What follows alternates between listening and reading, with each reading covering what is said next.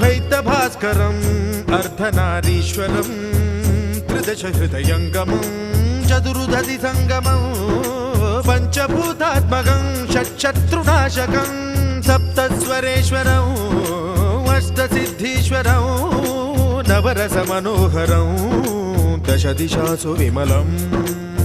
एकादशोज्ज्वलं मेकनाथेश्वरं प्रस्तुतिवशङ्करं प्रणतजनकिङ्करं दुर्जनभयङ्करं सज्जनशुभङ्करं